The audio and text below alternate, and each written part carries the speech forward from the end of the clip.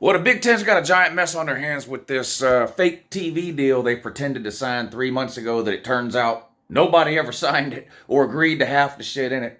So we'll see over the next few weeks and months, I guess, what comes of that. I have a feeling it's going to get resolved and everything will be fine, but kind of a mess right now that Kevin Warren, that commissioner of the Big Ten, he should have been fired immediately because of how he handled the COVID year, but I have a feeling, or I know for a fact, I've talked about that a ton when all it was going on, and everybody else talked about it too. He was a disaster. He should have been fired then. He wasn't, but he quit.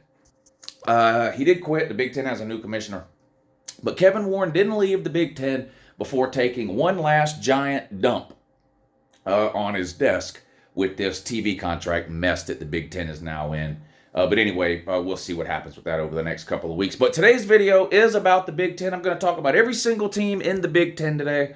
Win totals. I've been doing a series of videos. I did the Pac-12 a couple of days ago. I did the SEC yesterday.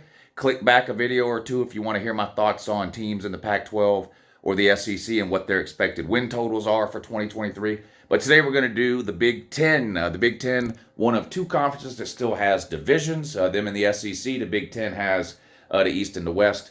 Of course, in the East, you've got Ohio State, Michigan, Penn State, in whatever order you want to put them in, and then kind of everyone else. And then the West, last year was kind of just a jumble of average teams, really.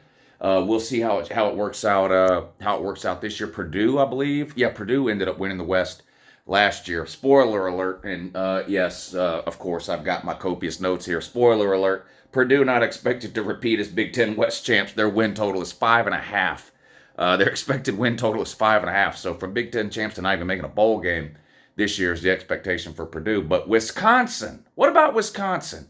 Sort of the premier brand in the Big Ten West, at least over the last 10 years or so, right? But they had a down year last year too, fired the coach. They bring in Luke Fickell. What are they expected to do next year in the Big Ten? And over in the East, like I mentioned, Ohio State, Michigan, Penn State. Can Ohio State finally stop embarrassing themselves and actually win a game against Michigan? Actually win their division? Actually win their conference? God forbid, win a playoff game? So, things they've all failed to do over the last couple of years. We'll see.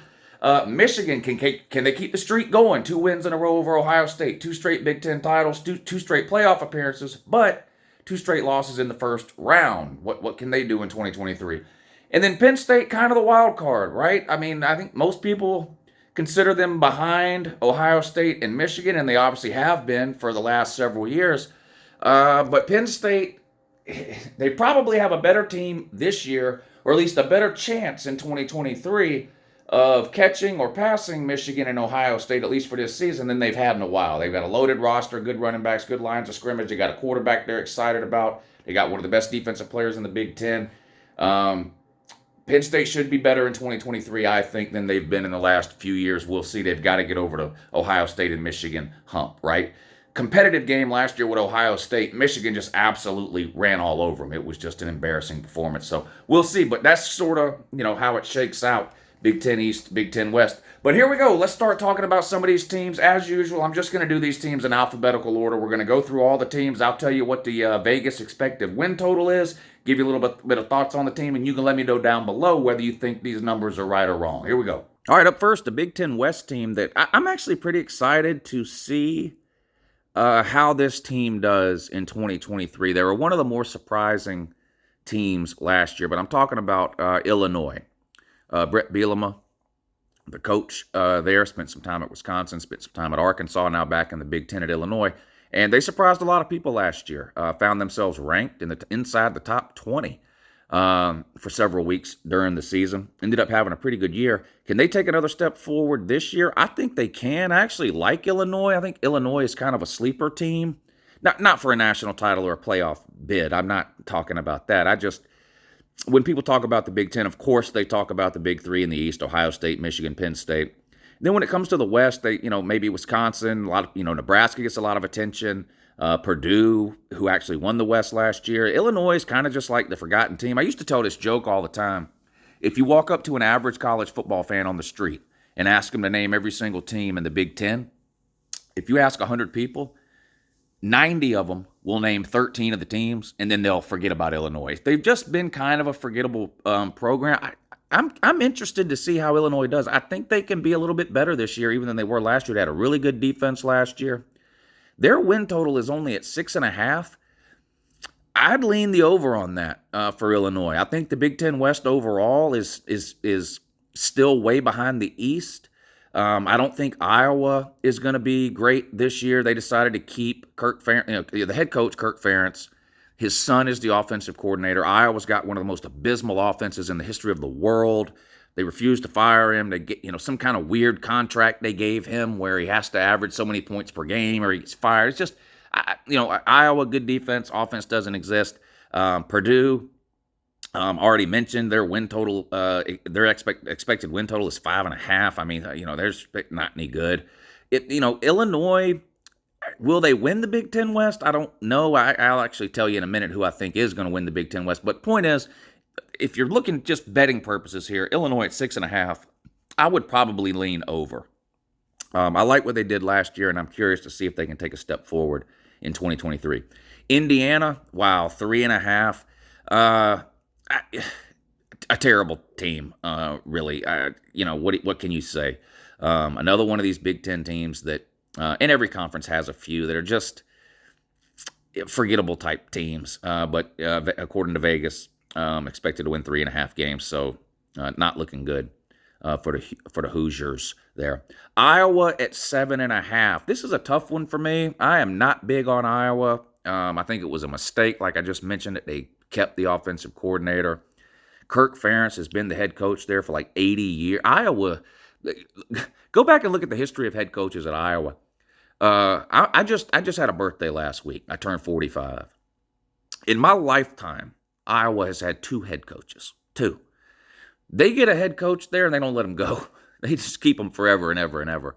You have to wonder if Kirk Ferentz's time at Iowa is not coming to a close here pretty soon, but their expected win total is 7.5. I don't really have a feeling on that one way or the other in terms of betting it over or betting it under.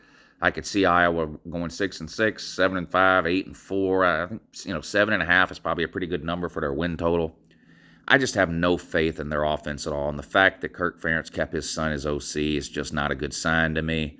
But 7.5 is the number. Maryland at 7. This is an interesting one to me. Last offseason, I spent a lot of time talking about Maryland and how I didn't think they were going to win 10-plus games. I didn't think, obviously, they were going to win the Big Ten East. But I did think that Maryland might be good enough to beat or surprise one of the big 3 in the East, being, of course, Ohio State, Michigan, and Penn State. Now, that ended up not happening. But Maryland was still an okay team, and they could be better this year. If I was forced to make a bet on this Maryland number at 7, I'd probably take the over. I don't know if I'm as confident this year in them beating one of those big 3 teams as I thought I was last offseason. I feel like Michigan just has so much coming back. Penn State's going to be even better. And Ohio State, unless the quarterback is just a complete dud, it's hard to imagine Ohio State not scoring a ton of points again this year. So I don't know if they'll beat either of those 3. But even if they lose those 3, they then have to lose 2 more to be at 7-5. I would probably lean over on Maryland right now at the 7 number. Michigan is up next. They are tied with Ohio State for the highest expected win total of any team in the Big Ten. They're at 10.5. Michigan's non-con schedule for the second year in a row doesn't exist.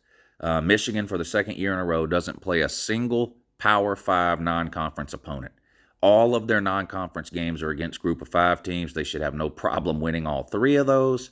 Now, I don't think the reason Michigan is good is because they play 3 non-Power 5 non-con games. Michigan is good because they have a lot of good players, and they're going to be really, really good again this year. They return a ton of production on both sides of the ball. The quarterback is back. Both the running backs are back. They always seem to have a good offensive and defensive line. Michigan is going to be a tough out for anybody they play in 2023, including Ohio State in that big game at the end of the year. A lot of expectations for Michigan, obviously, after winning the Big Ten 2 years in a row and making the playoffs 2 years in a row, but a lot of expectations for Michigan. I don't think they're losing 2 games. The look, the Big Ten East is pretty easy to break down. You've got Michigan and Ohio State, and who do you think's going to win that game? That's where you have to start when you start talking about the Big Ten East, breaking down the Big Ten East. Who do you think's going to win the Big Ten East? You have to start with Michigan and Ohio State. So even if Michigan loses to Ohio State, they can still go over this 10.5 number, right? They'd have to beat everybody else. So the fly in the ointment, as usual in the Big Ten East, is going to be Penn State. Is Michigan going to lose to Penn State and Ohio State? They play, I believe, on the road at Penn State, and then I know they get Ohio State at home. In order to take the under on Michigan at 10.5, you have to expect them to lose both of those games, Ohio State and Penn State. And I just don't know, with the talent they have returning and all the experience on that team, I just don't know if they lose both of those games. Maybe you think they slip up against one of the other teams somewhere within the Big Ten, but it's just hard to see that. It's just hard to see that. I don't know. Gun to my head, I'd probably take the over on Michigan at 10.5. Michigan State at 5.5. Another bad year coming up for Mel Tucker and the Sparties there. I hate that. I'm a Mel Tucker fan. He spent some time at Georgia under Kirby Smart as defensive coordinator, and it just really hasn't worked out for him as a head coach. He didn't do well. It was at Colorado State he was at. He didn't do well there, and then it seemed kind of strange that he was basically gifted the Michigan State job. But then he had that really good year 2 years ago where they made a New Year's Six game. It seems, though, that might turn out to be an anomaly or a fluke. Like that does not appear to be the norm going forward under Mel Tucker at Michigan State. They've had one of the worst secondaries in the country now for 2 years in a row. They just give up 1 million passing yards a game, and that's disappointing. Mel Tucker that's what he is. He's a secondary coach. He's a DB coach. I mean, he became a defensive coordinator, but as a position coach, he was a DB guy. And it's just, Michigan State has really struggled defensively. Without Kenneth Walker to lean on last year, they just couldn't get anything going offensively. And it's not a case where you can look at their record last year and go, well, yeah, they lost a lot of games, but a lot of the games were close. No, the games were not close. Michigan State, I think, is in a bad spot. I would probably lean under on 5.5 wins. That doesn't make me happy to say that. Like I said, I like Mel Tucker. I have no hate against Michigan State. They're in a brutal division. They're going to at least, they're losing to the big three for sure. I don't know. It doesn't look good for Sparty. Minnesota, they've got it 6.5 wins. Minnesota is one of these teams. There's a handful of them I talk about all the time. Minnesota, Northwestern, Iowa State. It's just a handful of teams that I think have good coaching staffs, but they're just not able to recruit at the level you need to recruit at to sustain top 15, top 20-ish type teams. But every so often when they end up with a roster that's loaded with juniors and seniors with a lot of experience, maybe even some 5th or 6th year guys, and 1 or 2 kind of dynamic players on either side of the ball, we see these teams win 9, 10 plus games. We've seen Minnesota do it. We've seen Northwestern do it. I mentioned Iowa State. There's several teams that kind of fall into this category. At least according to Vegas, this is not going to be one of those years for Minnesota. They have the win total for to row your boats for PJ Fleck there at Minnesota at 6.5. Nebraska at 6, I would hammer the over on this. I think Nebraska is going over 6 games. I'm a believer in Matt Rule. Maybe not like national title level believer in Matt Rule, but he's proven that he has the ability to turn around a terrible team. He did it at Baylor. Now, it took him a couple of years to do it at Baylor. I don't know if it'll take him that long to do it at Nebraska in the Big Ten West. There's just not a lot of hurdles to get over in the Big Ten West. I mean, I like Wisconsin better than Nebraska, and I think hiring Luke Fickell was probably the best head coaching hire of the entire offseason at Wisconsin. But this Matt Rule hire at Nebraska, I think, was really good too. I do think Nebraska will make a bowl game. I think they will have their best year in a while. So if I was going to bet this right now, I would take Nebraska over to 6 wins. I don't think they're going 10-2 or anything like that, but I could definitely see Nebraska winning 7 games, which is all they would need to do to hit the over. Vegas has their number at 6. Northwestern at 3.5. Everything I said about Minnesota, you can apply to Northwestern, except Northwestern is even worse this year, at least according to these numbers. The expected win total for Northwestern, 3.5. Pat Fitzgerald played at Northwestern, has been a coach there forever. And every 4 or 5 years, they end up with, a really good player on offense or two, really good player or two on defense, and they win their 9 or 10 games. Doesn't look like 2023 is going to be one of those years for Northwestern. Vegas has their win total at 3.5. Ohio State at 10.5. Okay, a lot of what I said about Michigan applies to Ohio State. Do they beat Michigan? And then after that, Penn State. I know they play Penn State first, but I mean, any discussion about Ohio State has to start with the Michigan game. On the road at Michigan, they've lost 2 in a row to Michigan. The sort of mental advantage that Ohio State and Ryan Day had over Michigan for a while after reeling off 7 or 8 wins in a row, whatever it was, that's gone. Michigan has broke that curse with back-to-back wins, including last year on the road in Columbus, which means this year's game is on the road for Ohio State at the Big House in Ann Arbor. If Ohio State doesn't figure out a way to slow down Michigan's ground game, I expect this year's game between Michigan and Ohio State to be very similar to the last 2 years. Maybe close for a little while, but Michigan will literally run away with it in the second half. That's what's happened each of the last 2 years. You can't give up 250-plus yards rushing to Michigan and beat them. You just can't. And that's what Ohio State keeps doing. 250-plus yards rushing in losses to Michigan each of the last 2 years. We'll see if they've tightened that up this year. The thing about Ohio State and this number of 10.5, because we talked Michigan and Ohio State, both their numbers are at 10.5. I talked about Michigan's non-con schedule. They play 3 group of 5 teams. Ohio State plays on the road at Notre Dame. Now, Ohio State can beat Notre Dame. There's no question about it. Will they? We'll see. It's on the road. It's early in the year. Ohio State's got a new quarterback. Like I said, if the quarterback situation for whatever reason doesn't work out at Ohio State, then I think they're going to go under 10.5 for sure. But when was the last time Ohio State had a quarterback that didn't work out? So you have to keep that in mind. It seems to be plug and play up there with the quarterbacks in Columbus. If I was going to bet this Ohio State number, well, first of all, I would not bet this Ohio State number. I think Ohio State has only lost 2 regular season games once in like the last 8 years or something like that. And that was 2 years ago when they lost to Oregon at the beginning of the year and Michigan at the end of the year. But they'd have to lose 2 regular season games in order for somebody to bet the under here at 10.5 wins. That's definitely possible this year, especially if the quarterback situation doesn't work out like they hope it will. Look, I'm not saying it'll happen. I'm talking about possible losses, okay? It's possible Ohio State loses on the road at Notre Dame. It's possible Ohio State loses on the road at Michigan. And then depending on whether or not Penn State is as good as some people think they will be this year, it's possible Ohio State loses to Penn State. That's 3, I think, possible losses for Ohio State. Never mind the fact that you have to take into account the sort of unforeseen disaster. Now, Ohio State usually avoids that, but not all the time. They lost to a bad Iowa team a few years ago. They lost to a bad Purdue team a few years ago. Every once in a while, not just Ohio State, this happens to every single team at some point. Almost every single team, every single year, loses at least one game that nobody saw coming. So you have to at least consider that possibility. Now, there's no way they're going 8-4, so just forget that right now. But it is definitely within the realm of possibility that Ohio State loses 10 games and goes 10-2. I don't know if I'm confident enough in that to bet the under at 10.5. I'm also not betting the over. I just wouldn't bet the Ohio State over-under right now. I just think there's too many potential landmines. Early in the season with a new quarterback at Notre Dame, of course the Michigan game at the end of the year, and then how good is Penn State?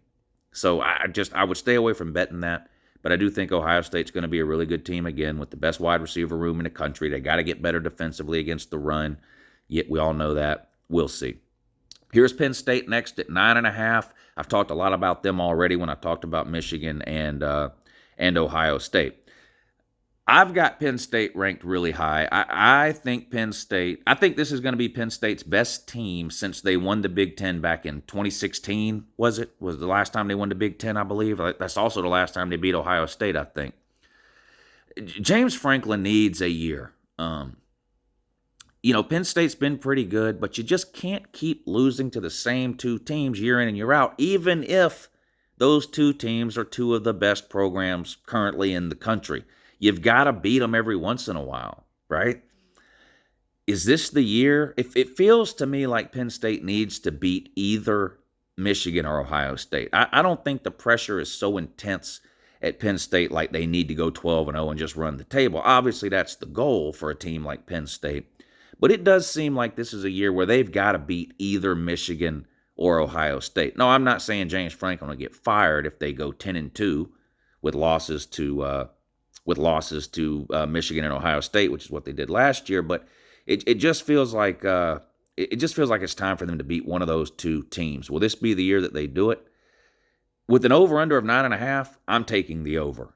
Even if they lose to Michigan and Ohio State, which I'm not convinced they will lose both of those games, but even if they do, they'd have to then lose a third game to win less than 9.5. I don't see Penn State going 9-3. I think they're going to be better than they were last year. I think Drew Allar at quarterback is a huge upgrade over Sean Clifford. I know Allar hadn't played a ton because he was behind Clifford, but Sean Clifford lost every big game he ever played. If Drew Allar gets it together, then I think it could be a really good year for Penn State. If I was going to bet this right now, though, I'd bet over 9.5 because you have a little bit of leeway there, even if they lose to Michigan and Ohio State. Purdue at 5.5, last year's winner in the Big Ten West. Just again, a forgettable team, a forgettable program. I don't expect much out of Purdue in 2023, and neither does Vegas with a win total of 5.5, not even making a bowl game. Rutgers at 4.5. I might take the over on that. Greg Schiano's been there 3 or 4 years now. I might take the over on Rutgers at 4.5, kind of just a flyer bet. I'll admit I'm no expert on Rutgers. I can't rattle off their starting 22 or anything like that, but they're in one of the, or maybe the toughest division in all of college football in the Big Ten East. Talent-wise, they're way behind the majority of teams in the Big Ten, but 4.5 is extremely low. Can't they go 5-7? I don't know. I'd probably take the over on 4.5. Wisconsin at 8.5. I'd bang the over. I am a big buyer in Wisconsin this year.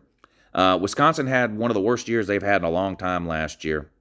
They usually go 10-2 in their sleep, and in a good year go 11-1. I know they've had a hard time consistently getting over the hump and winning Big Ten titles and beating the Ohio States or Michigans or wherever it is out of the Big Ten East. They've never made the playoffs. Haven't won a national title. I get all that, but they're just consistently seem to be a 10-plus win team, except for the last couple of years. Coach gone, and more importantly, quarterback gone. Graham Mertz was just not any good. Wisconsin's going to have an NFL offensive line and a couple of really good running backs, and they're going to play really good defense. The passing game is what's been holding Wisconsin back. I think Luke Fickell clearly is aware of that. We'll see how much success he can have in year one, kind of transforming that offense a little bit. But at 8.5 wins, I'm taking the over. I'm a buyer in Wisconsin, especially being in the Big Ten West, which is way weaker than the Big Ten East. To me, Wisconsin should not lose a single game to any Big Ten West team. They should sweep the Big Ten West. And if they do that, then they only need 2, 3, 4 more wins, and they'll sail past this 8.5. I could definitely see Wisconsin winning 9 or 10 games this year under Luke Fickell. Like I said, I think that was the best head coaching hire of the entire offseason, was getting Luke Fickell over to Wisconsin. I'm high on them in 2023. I don't think they can win the Big Ten. I don't think they're better than Ohio State, Michigan State, or Ohio State, Michigan, or Penn State, either one. I think even if Wisconsin makes it to a Big Ten title game, they'll lose. I do think Wisconsin's got potential to find themselves in a New Year's Six game, though. I do think that's possible, but I think that would be the ceiling. But I think they should. I think they should have no problem going over this 8.5 number here that Vegas has on their win total. So give me Wisconsin in the over. All right, there you go. There's my thoughts on the win totals within the Big Ten. I've done the Pac-12 and the SEC. Click back a video or two if you want to catch up on those. Tomorrow I will do either the Big 12 or the ACC. Those are the two conferences I have left to do. I'll do either the Big 12 or the ACC. And then it's going to be just about time to start my prediction videos. Don't forget to head on over to the Patreon page. The link is in the description of this video. There's a post I made a couple of days ago. It's the first post on the page when you go over there talking about my prediction videos. Leave me a comment on that post on my Patreon page and let me know what team it is you want to see me do a prediction for. These are my in-depth preview and prediction videos. They're usually between 20 and 30 minutes long. I talk about the rosters, who they lost, who's coming back, the coaches, the schedules, and then I go through and I predict every single game. I don't just tell you, well, I think Ohio State's going 11-1. I tell you who I think they're beating and who I think they're losing to. I go through the schedule game by game, and I do that for about 40 or 50, 60 teams, as many as I have time to do before the season starts. So make sure you're heading over to the Patreon page. Find that post. It's the first one over there. comment up under that post what team it is you want to see me do prediction videos on. Again, the link to the Patreon page is in the description of this video. Appreciate y'all watching. Hit the thumbs up. Subscribe to the channel if you're not. And have a great morning.